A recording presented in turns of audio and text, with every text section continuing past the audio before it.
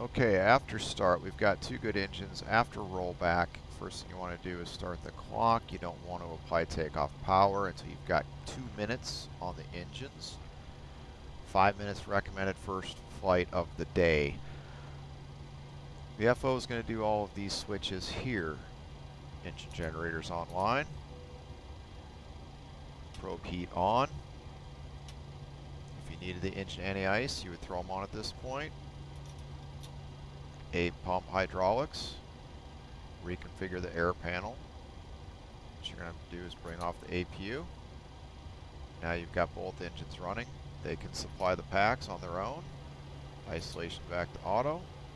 High is acceptable on the ground on a hot day. However, before a takeoff checklist will have you bring those back to auto. They must be in auto for takeoff and landing.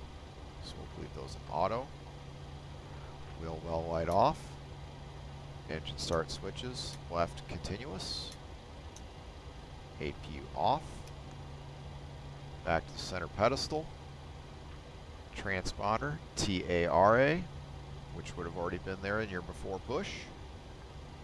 Confirm start levers idle. And check oil quantity. Make sure oil quantity hasn't dropped sufficiently since engine start. Put your hand on the flap lever as the FO and say standing by flaps. Captain's going to look at the CDU, sees flaps 5, he's going to say flaps 5, control check. FO's going to drop the flaps to 5. Control check, Captain's going to check the bottoms, the rudders. The FO's going to check the tops. Before taxi checklist. Before taxi checklist is electrical. Generators on. Probe heat on. Anti-ice off. And the checklist says as required. So if you had the engines on, that response would simply be engines on. You never take off with the wing anti-ice on. That's only for in-flight. Flight controls, free.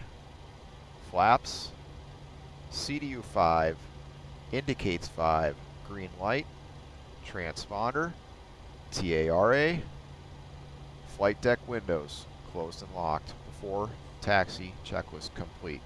Hope that helps.